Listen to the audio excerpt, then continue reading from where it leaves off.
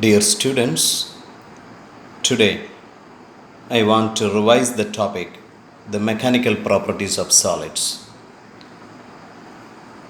If you go through the previous year question papers, you can write minimum 2 questions from this area for NEET entrance, 1 question for JEE main, and maybe around 3 questions for KEAM entrance examination.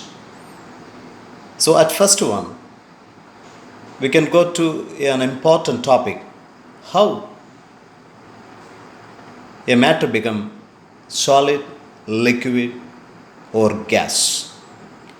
At first we can move through a graphical representation between the potential energy or force versus the separation between the atoms or molecules. If you just considering that intermolecular or atomic forces, and keep in mind they are of electrical in origin and it does not obey the Coulomb's law, and generally we can represent that potential variation with the distances as U is equal to A by R raised to P minus B by R raised to Q. And if you want to represent in force, for a conservative field, we can write it is the negative gradient of potential energy, and if we can differentiate one term, you get the values. And keep in mind, if we just go through the curve, at a separation that is called the equilibrium distance or the normal distance, that is R0, the potential energy is said to be the minimum. At that point, the force becomes 0. It is a very important one. But if you just look the regions C, D, there the force is got the negative concept, the negative force means it is attractive.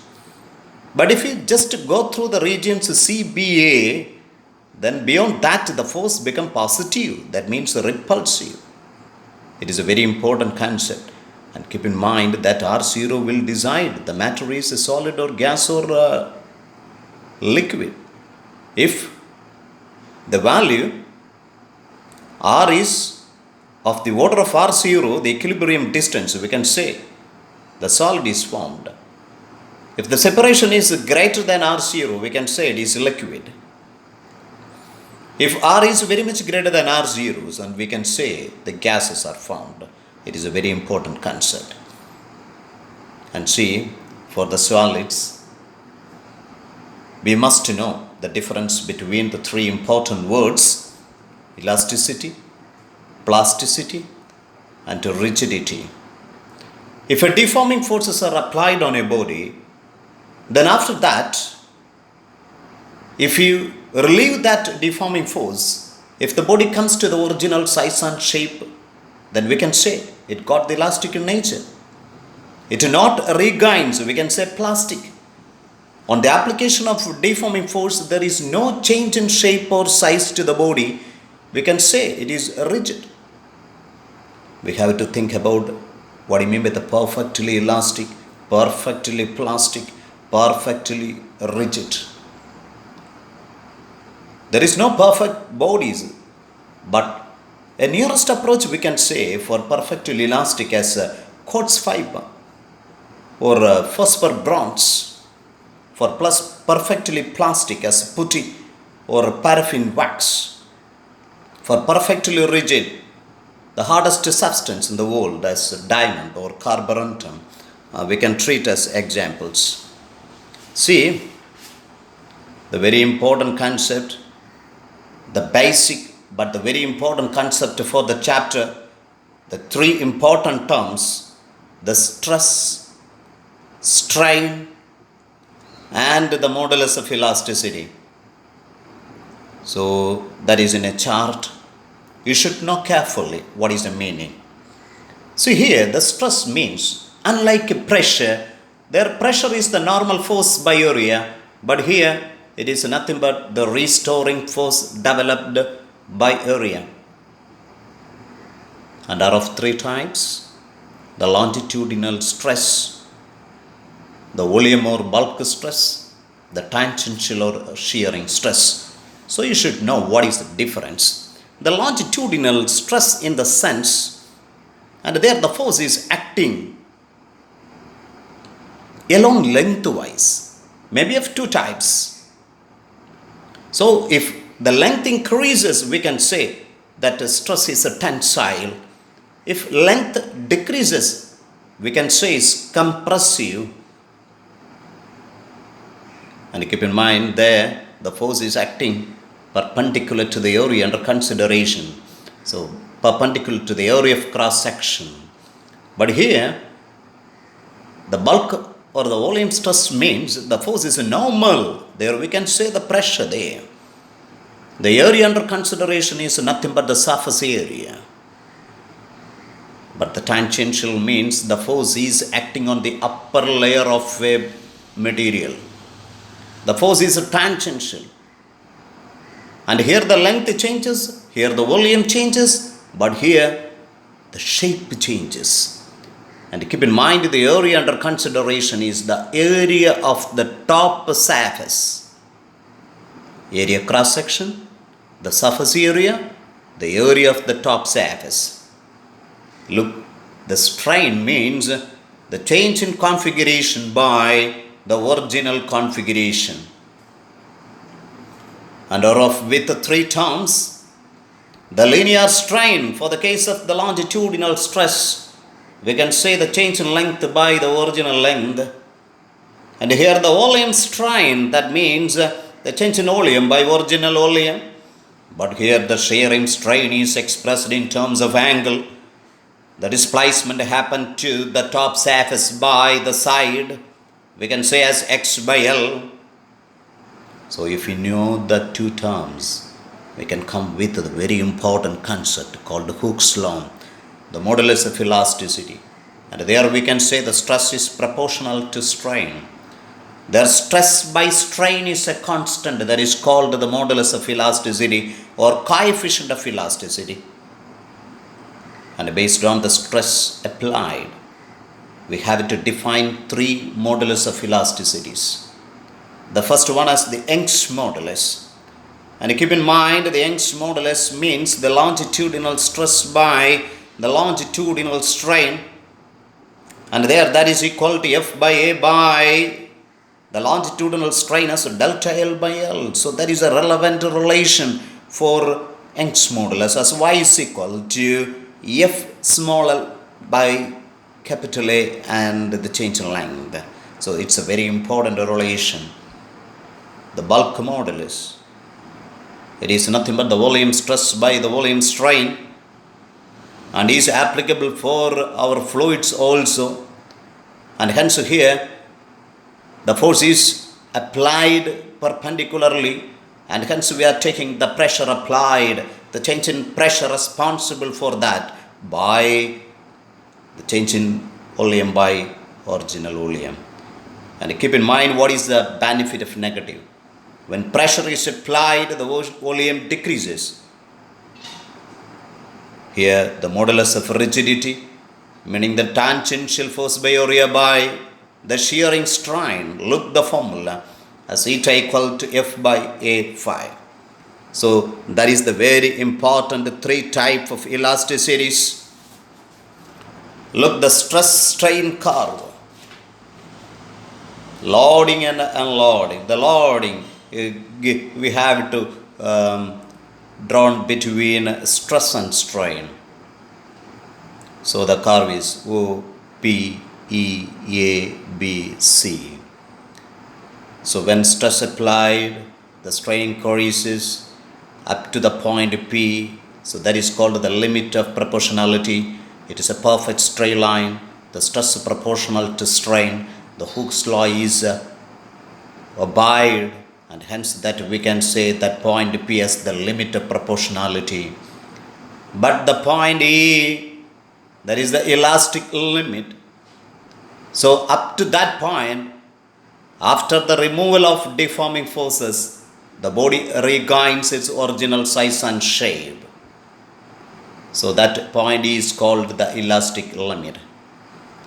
When we increase the stress applied, the extension goes on increasing rapidly because of the small varying stress. But after that, If we relieve that deforming forces, and you keep in mind, there should be a permanent extension to the body. So that is a very important one. That is what is called, O dash is called the permanent set. But again we increase the stress, the large variation in strain happen up to the point B, and that point is called the breaking stress. So that is a very important concept. So the body begins to become two parts, and at the point C it ruptures, the rupture point. So keep in mind, for the curve that OPE, that is called the elastic region. If that elastic region is small, then that material is called brittle. Example as glass, cast iron, something like that. So after that, the plastic region is 0 for that brittle. But for plastic region, see EABC, it is large. For some materials are called ductile. Example as mild steel. If the stress and strain curve is not proportional, it is with a curve, it is called elastomers.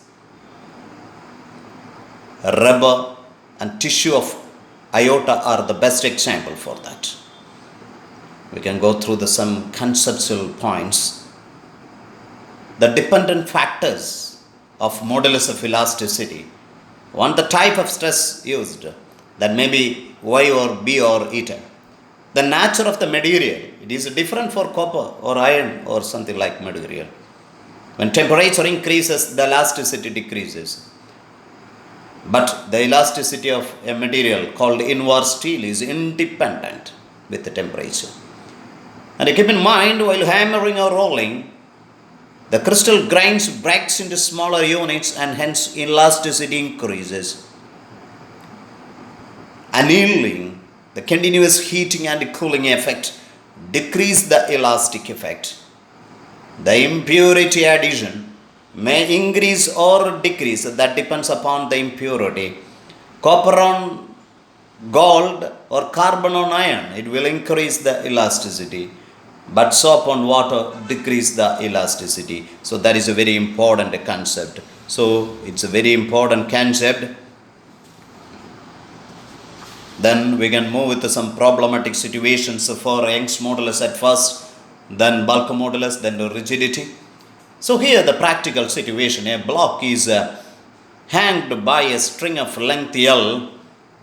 So how we can apply the relation there? Y is equal to the force applied as F, here nothing but the weight, that is mg, into L division by area cross section of the string, that is pi into r square, into the change in length. And keep in mind, if length of the wire is doubled because of the weight, then the change in length becomes 2L minus L. So that is equal to L. So the Y becomes the stress. So that is a very important concept. The very important, another one, the elongation by its own weight. Its own weight. A string of length L is there. But the normal cases, a string can be considered as weightless if we take that whole weight outside. But here it got the L length. Then the whole weight can be considered to be concentrated at a particular point, at the center. So that is a very important concept. So the whole mg is acting, but at a length of L by 2.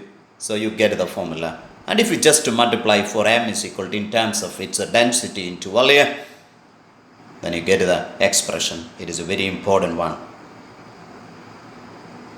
So the thermal stress, another very important concept. If a rod is fixed between two rigid supports, due to the change in temperature, its length will change, and so it will exert a stress. You know, the change in length depends upon the factors. As we know, L dash is equal to L0 into 1 plus alpha delta theta. So delta L, take the value as L alpha delta theta. So the thermal strain, delta L by L, take the value alpha delta theta. That is a very important one. That is a thermal strain. The thermal stress is nothing but what? thermal strain into Young's modulus, so we can say Y alpha delta theta. We can find the thermal corresponding force, the tensile or compressive force, that is Y alpha delta theta into A. A very important formula. What is the force constant of a wire if it is considered as a spring? You know F is equal to K into extension. But from this fundamental relation we can express for F. So F is equal to YA by L into extension. So we can just compare. In place of that force constant you get the value as YA by L. So it is a very important concept. Another very important one, how we can find the actual length of the wire. If the data is given are like this one, see, if the actual length of the wire is capital L, under the tension T1, its length is say L1. Under the tension T2, the length become L2. Then we can easily write that L1 is L1, L plus L1. By using the concept, we can write that one. So L2 become L plus L2. So what is the extension there? In terms of force by constant, we can write. So we get the formula L is equal to L1 T2 minus L2 T1 by T2 minus T1. In a problematic situation, the very important one, the energy stored is nothing but equal to half into load into extension, or half into stress into strain into volume. Or we can convert that stress in terms of strain as stress by strain as Y. We get another forms, but there is another form is there, the energy per unit volume.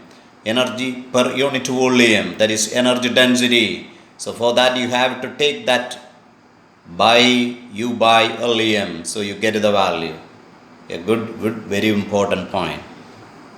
We can go with some problematic situation regarding Y. See, a body of mass 10 kg is attached to a wire 0.3 meter long. Its breaking stress is 4.8 into 10 raised to 7 Newton per meter square. The area of cross section of the wire is 10 raised to minus 6 meter square. Then what is the maximum angular velocity with which it can be rotated in the horizontal circle? See, the breaking stress is a constant for a material and it does not depend upon the dimensions, but the breaking force depends. And here, what is a breaking force? So that is nothing but the centrifugal force, and that is ml omega square. So the breaking force is nothing but the breaking stress into area. So we can easily find the value for omega just substituting the relevant terms. So we get the answer as the 4 radian per second, the third choice. Look the next question.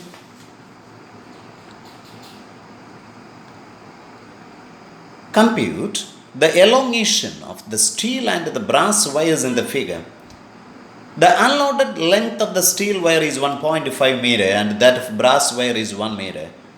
The diameter of each wire has a 0.25 centimeter. The Y of steel and brass is given. Look the figure. We can easily find the change in length for the steel wire is nothing but equal to, so that is nothing but F, the force into the length by area into the Y. Area we can easily find as pi d squared by 4. So you get the value for A. The force for that steel, keep in mind here the two weights are acting like this one. So the force on it is become 6 plus 4. So 6 plus 4 kilogram weight, 1 kilogram weight, take the value as 9.8. So the force on the steel wire is nothing but equal to 98 Newton into length by the area. We find it into Y. It is given for steel as 2 into 10 raised to 11. You get the answer. But for the brass, and keep in mind the weight added is only the 6 kilogram weight as a 6 into 9.8 into the length that is given as 1 meter by area. Already we find it into the Young's modulus for the brass. It is 0.91 into 10 raised to 11. So you get the value as 1.3 into 10 raised to minus 4. And another question is waiting. A steel wire of length 2 meter and 1.2 into 10 raised to minus 7 meter square in cross-sectional area is stretched by a force of 36 Newton. Calculate the stress strain increase in length, work done in stretching the force. The value of y is given. You know the simple concept that the stress is nothing but the force by area. The strain we can find as a stress by y. The change in length become what? Yes, we can express that strain into length. So you get the value. By that we can find the work done. It is nothing but half into stress into strain into volume. So that is a very important concept. But keep in mind, half into stress into strain means energy density. So all the factors are there. Then we can find easily that value. See the bulk modulus, the volume elasticity. But keep in mind, the Young's modulus and the shear rigidity modulus are applicable only for solids. But the bulk modulus are applicable for both the liquids and gases. It is a very important concept. See the reciprocal of bulk modulus, that is called the compressibility, the fractional decrease in volume per unit increase in pressure. That bulk modulus is applicable for solid, liquid and gases. There are two important elasticities with respect to gases. That is isothermal bulk modulus and adiabatic bulk modulus. The isothermal bulk modulus is nothing but the pressure applied, but the adiabatic bulk modulus is nothing but gamma times the ratio of specific heat. It is a very important concept. See the another concept, if a liquid of density rho, the volume V and the bulk modulus K is compressed, then its density increases. With a relation, we can write as delta dash is equal to delta into 1 plus delta P by the bulk modulus. A very, very important concept. Look, a problem. The compressibility of water is 5 into 10 raised to minus 10. Find the decrease in volume of 1 liter of water under a pressure of 2 into 10 raised to 6. You know the compressibility is 1 by B, that is equal to volume strain by volume stress. So delta V by V is equal to the volume stress into the compressibility. So you get the value as 10 raised to minus 3. So that is nothing but equal to 1 cc. See another concept. A sphere contracts in volume by 0.01% when taken to the bottom of sea of 1 kilometer deep. Find the bulk modulus of the material of the sphere. So you know it's a simple concept as delta P by the volume strain as K. But here we have to take that sphere to a depth of 1 kilometer. So delta pressure become H rho G. So that is a simple substitution. So if you just convert it in CGS in every data, so G become 980. So simply we get the value as a 9.8 into 10 raised to 11. Look, the shear modulus, the modulus of rigidity, and keep in mind it is for solids. So if you give a torque on the bottom in order to test it, and here the phi, the angle of shear, theta is the angle of test on of the end. So we can relate between phi and theta by through the simple relation. That angle is equal to arc by radius. So phi is equal to delta r by L, and theta take the value as delta r by r. Look, the very important concept. Consider a solid cylindrical shaft of length capital L, radius r, and shear modulus eta. The torque required to test through an angle theta is equal to pi eta r raised to 4 division by 2L into theta. It's a very important relation. Tau equal to pi eta r raised to 4 by 2L into theta. And see, the torque required to produce unit test or, and keep in mind the very important concept that is called the torsional rigidity. C is equal to pi eta r raised to 4 by 2l. And we can find the work done in twisting to an angle theta simply half c theta square. So we get the relation as 1 by 2 into pi eta r raised to 4 by 2l into theta square. Look, one question. If a shear force of 300 Newton is applied on a cube of side 40 centimeter, find the displacement at the top surface of the cube. The rigidity modulus of the material is given as 5 into 10 raised to 10 Newton per meter square. So eta is equal to F by A theta. So here that theta is the displacement by the total length. So from that you can find the value. And we can go through some important concept. One, the Poisson's ratio. It is a ratio of the lateral strain to the longitudinal strain. That means when you apply a tensile stress to a string, its length increases, but there should be decrease in radius. So that is labeled as a sigma equal to minus delta d by delta L by L, a dimensionless unitless constant. The theoretical values ranges from minus 1 to 0.5, but practically from 0 to 0.5. Including that sigma, y, k, eta are said to be the elastic constants. Look the four important relations. Y equal to 2 eta into 1 plus sigma, y equal to 3k into 1 minus 2 sigma, y equal to 9k eta by 3k plus eta, and sigma take the value as 3k minus 2 eta by 6k plus 2 eta. And see, the elastic fatigue, simple definition, the loss of strength of materials due to repeated deforming forces. The elastic after effect, the time delay in which the substance regains its original conditions after the removal of deforming forces, and can be rectified by using the coarse or phosphor bronze material. Look, a very important concept again. The maximum height of a mountain on earth can be estimated from the elastic behavior by the simple relation h, the maximum height is less than or equal to the elastic limit of the material by density into G. Look, a beam having the length L, depth D, breadth B, then if you just give a W weight at the middle, what is the depression on the middle? That is given as WL cube division by 48 IGY. WL cube by 48 IGY, where IG is the geometrical and engineering physics term, a geometrical moment of inertia. For rectangular cross section it is BD cube by 12, but for circular cross section it is pi r raised to 4 by 4. Elastic hysteresis, the lagging of strain behind the stress.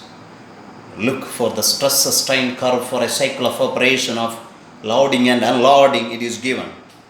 But that area determined, and especially for the case of making tires, etc., that area actually it numerically equal to the work done in loading the material and then unloading. So the energy loss is given by this area. So the material must got minimum area. That is very, very important one. See the factor of safety. The breaking stress by the working stress. It is kept around 10 in UK and 5 in USA. Another very important concept, inter-atomic force constant. When an external force is applied on a solid, the distance between its atoms changes and interatomic force works to restore its original dimension. So we can find as a case nothing but the force by extension, but it is derived to be as YR0, the Young's modulus into the normal equilibrium distance. We keep in mind some shortcuts. The shear and strain is approximately 2 times the longitudinal strain. The volume strain is 3 times the longitudinal strain. In solids, usually Y approximately 3 times eta. The solid is greater than liquid, greater than gas. And we can end with a question. The Young's modulus of elasticity of steel is 2 into 10 raised to 11 Newton per meter square. If interatomic distance for steel is 3.2 angstrom, then find the interatomic force constant. We can use the simple concept as constant is equal to YR0. You get the answer. So you can write minimum 2 questions from this topic, but keep in mind, have to do maximum MCQs. It is very, very important. So God bless you. Take care.